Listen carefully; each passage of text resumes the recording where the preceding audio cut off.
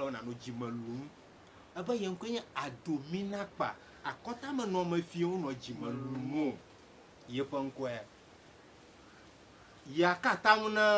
aʋalɔgo yeƒe aʋaŋgɔnɔlawo be nya le esi agblɔ ye ɖe ŋkɔ ne eɖokui ho batɔto ƒe aʋafia gã ɖeka ye mete ɣe ne batɔwo mete ɣe ne avenɔwo mete ɣe ne adzidomawo mete ɣe ne mafiawo miawoe le aʋa ɖe asi Datsutagba va miawoe le aʋa ɖe asi aʋa nya wɔ heya gblɔ ne la egblɔ na aʋasarametɔwo be alo kalẽwo ne le aʋasara ma be aʋa ya be yewo va afia megbɔgbe nɔ be yewoasi aʋa wo katã ye nye wodo aʋa tso kekeke Eʋeagbata gbɔ meɖeɖem wodo aʋa tso anago dukɔwo me va do aʋa ɖe sikaƒuta katã ƒe aʋawo me asitsa yevuwo katã nye habɔbɔwo le sikaƒutɔwo do woƒe aʋawo kpe ɖe ema nu gake yewo naneke gɔme se o etuwo zamolo nye yevutuwo no de tukpa ɖe modani sigbe ʋuʋuʋuwo hafi wogada tukpe me yewo le ŋka me yewo le atrɔ akplɔ eyi ekpo ke tuwo zamelo ne yewo de ɖeka yewo gabɔbɔ ge ade tukpa me anye kɔkɔ megba ƒe ŋgɔ hafi ade tukpa me hafi agafo yi agada ko ma yi ko wowu ame aɖewo ya do ŋgɔ alo etua melu ame aɖe kekle amewo tsi me akpɔwo katã amewo tsi me wowu ʋeʋakɔ hã tsi me futɔʋakɔ hã tsi me fi ma le na be yewo yi aʋasara me ye dzi re le batɔfia ye dzi kui medzi re ƒo ke boŋ edzi kui yewo nya le esi agblɔ ye ŋkɔe nya dominakpa akɔtamenɔmefiwo nɔ dzimelum o ye dzi be ana nya be aʋawɔnu zamefutowo la woƒe aʋawɔnuwo le ŋgɔ ne yewo medza ye yewo maʋa ʋisi go yeƒe gbedzanyi gake ya gblɔ nya ɖeka nu ye tɔgbie gblɔ na ye kpɔ le tɔsiƒe le batɔ ye kple ye tɔgbi gã yewo le tɔsiƒe alo yewo yi ɖe tɔsiƒe ye tɔgbie ɖo dze na ye be tɔgolo ƒe aʋadetrɔ ɖe li tɔgolo ƒe trɔ gã ɖe li nye aʋadetrɔ ye dzi be yaɖe kuku no be ne wɔ nyo ɖe yewo mado ta ɖe tɔgolo ƒe viwo gbɔ hã yewo mado ta ɖe tɔgolo ƒe dzidzimawo gbɔ hã woawoe nye ɖusiawo aʋa ya katã wɔme yewo le aʋa nɔ ɖe atadzi no gake ye dzi be yana nya be yewo me naneke gɔme sem o ke yewo gblɔ nye be etrɔ gã aɖe le tɔgolo si wokɔ tso ŋɔtsi nye aʋadetrɔ etrɔ ma ye nye ebieso ye nye tɔʋonɔ ye nye zakadza ye nye yeʋe ye dzi be yana wonya be etrɔ ɖeka ko alo yeʋe numu katã le general le nublibo katã me ye nye yeʋe gake yeʋe ƒe alɔdziwo katã ƒoƒu hafi nye yeʋea woma me yɔ xebieso tɔʋonɔ kple zakadza numawo kple bubuwo gali fũu woawoe ƒoƒu hafi nye yeʋea yeʋea ya yes gake nu trɔ vovovowo ƒoƒu mate aɖɔ ŋkɔ no wu blave woawoe ƒoƒu hafi nye yeʋea etsidzakpe ya ke nana tsi dzana ma wokɔ ne viawo hã yi hã le yeʋe ma ŋu atamkarake ma wokɔ ne viawo le dzɔdzɔmanu kɔ na anyigba dzi ta amegbetɔ ƒomea katã le anyigba katã dzia atamkaraka ma eʋewo si wotsi yi hã le yeʋe ya nu etsidzakpe ma wokɔ ne viwo katã le anyigba dzia yi hã le yeʋea nu yi hã tɔgolo ƒe kesinɔnuwo dometɔ ɖeka wokɔ tso ʋugbe kɔ be yi hã le yeʋea nu ta yeʋea nu le yeʋea nu fũu menu ko miesena be yeʋea nu vovovowo ƒoƒu yeʋe ebieso le afi ma tɔʋonɔ le afi ma zakadza le afi ma wowoe nye trɔ gã nye trɔ vɔvɔ ke ye batɔfia gã alo aʋafia gã ɖegba la eda datame ne kosegi evelia kple yewo de kplɔvi awudi yewo zɔ nenema kosegi ƒo ŋkɔ ɖo ne awudi awudi hã yewo kosegia ƒo ŋkɔ ɖo nɛ ye ko ame eve wole wo nɔnɔewo koe wobu le aʋasara me wodo zidoe wobu le aʋasara me yewo bua megba le dzokotosi me wole sara me ame wɔme eve woƒo ŋkɔ ɖo nɔnɔewo kpo nɔnɔewo ƒe ŋkume be eha ya ke batɔfia gã alo batɔto ƒe aʋa gã gblɔ aʋafia gã gblɔ adominakpa gblɔ enya lɔwo ɖe me ale ba sɔn ɖe me elabe ebe ye tɔgbi gblɔ na ye kpɔ le tɔsiƒe le batɔ But a trona le togoloshi, nye abade trogare le togoloshi, a troma na boro azuma. Watanwa yue watona yu rankona tromoba hebiesu. Toho no. Zakaza. Yeko afafiaga fa nokpe. Makata nopunu. Ka ameonya togolo fa jijima o nya rushifia gan. Posagi evalia la vasara mama. Pro yo de provia wudi. Okpo no nunkuma. Numaka awudi fon corona.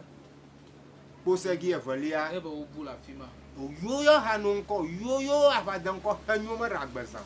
Namanya valifu o kadzafe onya. Kanyo ga fura na awudi da ba machiavo. Da ba bro ha awudi plan of your paruga bodo. Amo ma ve o fun corona no ko. Vim yoko bu. Ye matia blabo doji yoko bu la vasarama. Yo bu afi Yo bu a. O va dora togolo fa ye va poma.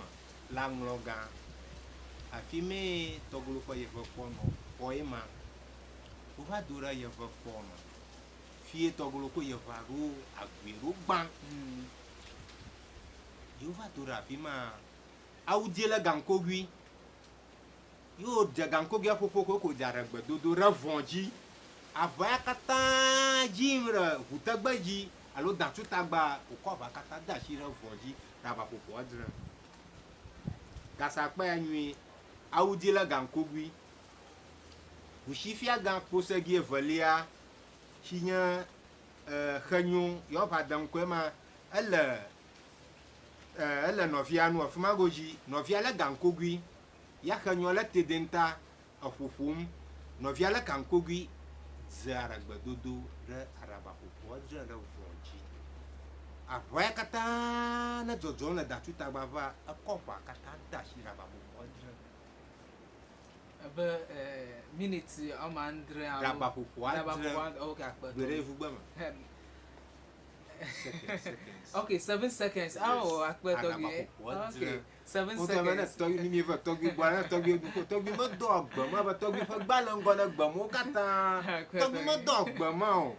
agba ma gba o fa revie jokra ma ye jokra ko to va doe togi mo dogba ma la hungla mo Akpa togi. Wara ko bia ije. Audi la gankogui fuara gbana yeva fuara gbana khabiesu fuara gbana toho no fuara gbana zakaza rada ba popo azranji ko ba kata dashi na troma toma mayo khaya glon mala ala kloji gankogui la shi tende da folan la tende daji raba popo azrama ko la yeva ko ma kono wa ma ajisa sara nyigba kata vuvu la ba nyigba kata ji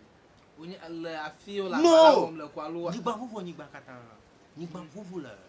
ba nyigba kata avolia zado kaledo yibo na shikari ntoto mono vi opoga la ngo zado kaledo yibo Le ya makata no go. na shikari ntoto mono vi opogo atonlia kama ka do miaeka ale ko na gara ko mako agara o ko mako ale ashigbinu ko shikari ko o ko makata na clan ko ma clan ka ko gachi kanalia kama ragbasa se pureka e ko kan no mane ajo magbugbo aga koji no aga yiji na o emba anyigba vuvu Akpa. zado kaliedo Akpa togi. kama razoika ka zo mia analia atu sasara die ka brr afia tu nya agbaji afaji yimala anyi bakata lezo eka lezo achi o le ngbagbere shia re nya nro futo la ba magba o ka ton lezo Ko ka ame o kele avala wom de ko fike ole o ka ta fian lo si tobi ga si eka ngbagbere shia re nya afuto la ba gbagba magia o ka ton fian so zo fi ngbagbere shia re nya afuto la ba magba o ka ton fian so zo fi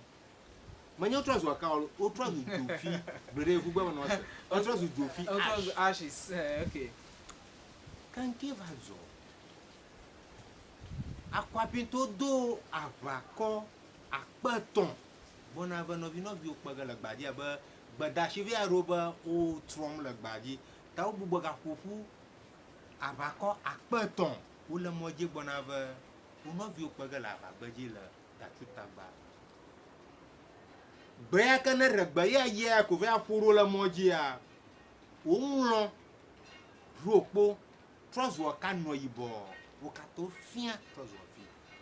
ɖeke metrɔ dzo yi aƒe agbagbe. Aʋakɔ katã wova dɔ tso India aʋakɔwo dome, Anago ƒe akɔwo dome, Shikabuta ƒe akɔwo dome, Ashitsa yevu habɔbɔwo katã ƒe aʋakɔwo katã wodo va kɔ ƒu aŋlɔdukɔ eʋedukɔ. Ame aɖeke metrɔ dzo agbagbe va se ɖe egba o. Yenye biabia futɔmewo nɔ biabia ŋu, futɔmewo le aƒe, futɔmewo tsi agbe le aƒewo mekua wonɔ biabia ŋu be aʋakatututue wonye yewo tɔgbuiwo yi va wɔ kple aŋlɔwo ko ame aɖeke megbɔ gbagbe ava gblɔ aʋagbedzi nyawo ne yewo le aƒe yewo se wo hã. Aʋakatutue yewo tɔgbuiwo yi amegbetɔ aɖeke megbɔ gbagbe o hã va se ɖe egbe. Megbetɔ aɖeke metrɔ dzo agbagbe o. Wofia trɔzɔ fi, trɔzu dzo fi. Ame akpetɔ ya ke akɔapitɔ kɔ gbɔna be amewo trɔm wole gbɔna be wokpe kɔ gayi aʋa dzia eya ko va ƒo ɖo dzogbɔgbɔ ya ko va ƒo ɖo woŋlɔ trɔzu kponɔ enɔ yibɔ be aka ne aka va enyi ko va trɔzu ŋka trɔzu afi ɖeke metrɔ wo katã trɔ efia ɖe anyigba trɔzu afi ɖeke metrɔ gbagbe nyigba katã lé dzo ta tsoe ma yi dzia anyigba ma dzia gbe aɖeke megadze ne ɖe afima va se ɖe gbe. Ko anyigba hã li va de asi ɖe teƒe ma yi ma megblɔ be akpɔ fia tutu aʋazɔ la ele akatsi avenɔ xavi kple tɔve ƒe tsitsina wotso etɔdzitɔ shishia tɔve ƒe tsitsina tututɔ gbegba me fimi nye Datsutagba va fimi ŋutsu kple ŋutsuwo dogo le fimi kalẽtɔ kple kalẽtɔ dogo le ame nye dziɖula zewuza tɔgbo kpɔnɛ le tɔgbi babia me le nye be anyigba ma li va de asi ɖe gbegbe alo wotu xɔ ɖe afi ma katã fima katã zu gbegbe va se ɖe gbe eli ame aɖeke metu xɔ mewɔ naneke ɖe afi ma teƒea zu teƒe vɔvɔ va se ɖe gbe ko anyigba hã egbeawo megawɔ nu dze ɖe dzi o. wotɔ kpoƒe ma ke ƒe aʋawunu ƒakpe ɖeka lɔ fa anyi blaade-vɔ-de me si ke nye 1866 gake mía tɔgbuiwo ma gblɔ be tɔhonɔ xebieso alo zãkadza si aʋa ne yewo ta wo gbugbɔ ɖe me gbɔ wogaƒu aʋasa ɖe anyi aƒetɔ gale klalo be ɖo ime bubu gava ze wo yome aƒetɔ sɔ mía tɔgbuiwo gaƒu aʋa anyi gale aʋagbedzi le aʋasa ɖe anyi gale klalo le aʋagbedzi wo metrɔ gbɔ kura o aƒetɔ megbe ƒakpe ɖeka lɔ fa anyi blaade-vɔ-de megbea mía tɔgbuiwo gaƒu aʋasa ɖe anyi ƒetɔ yina ƒe ne megbe ƒe ne me hafi wodze ɖiɖi eva dze kaka ya ƒe yi akpenukɔlɔ míegamia ge ɖe afia le egbe ƒe wɔnawo tsi ekatã nye Datsutagba va aʋa yake ne dzɔ va yi ame geɖe miesi ɖe to ame aɖewo mosi krã o ta wɔame yi ke ne se eha ɖe alo ne se ŋutinya fli hekɔ ku ɖe Datsutagba ŋua enyi ya tɔgbi kɔ eŋu ne mi egbea ne le tɔgbi ƒe agbalẽ hã dzima ŋutinya wo katã le tɔgbi ƒe agbalẽ me midze agba ne miadi agbalẽ ne miake ɖe eŋu ta tɔgbi ɖe ame aɖe le agbalẽ dzima di be ase ŋutinya tsitotsitoa ya ge ɖe tome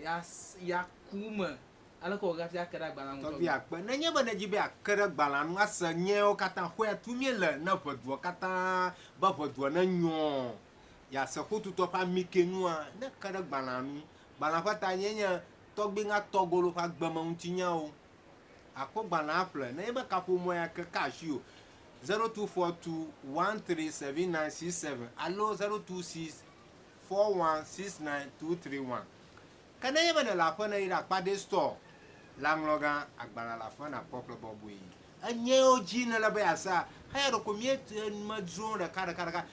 mie tututue zɔ le aʋa ma gbedzi kalẽtɔwo ke nome wowɔ aʋa woƒe ŋkɔwo kpɔ ge le afi ma nyemeti aɖe ŋkɔ ne me sia me le afia o ta aʋafia gã ɖusi fia gã kple mia fia gã meme ko mate ayɔ gake kalẽtɔwo ke le klalo le aʋasa ɖa me hafi aʋa ma te eɖu dzi bɔbɔea me ɖe ŋkɔ na aʋa kalẽtɔ mewo katã le agbalẽ me batofia gama adomina kpa akpedada yine kple yo dukɔ katã alo fu asi akɔta ba ʋea ma nya sio za ŋkunu aɖe zɔ tso tɔgbolo ƒe adekpɔ ma efe me hã vava akpenu kɔlɔ be mi gale dzi ɖeka mo kpe mi le Eʋenyigba TV dzi ŋkɔ nye Christian Diabo azɔ ma zamɔnu kpɔkpɔ ya ma da akpenu Nusilins Ever English Dictionary wole agbagba dze ŋutɔ ɖe me ke ɖe ŋu adze agbagba ne na di Nusilins Ever English Dictionary ale be na te ŋu asrɔ̃ ʋegbadodoea aƒua mi dze agbagba ne mi adi ne mi le online alo Google la mi kpɔ ge le afi ma mi kpɔ ge le Amazon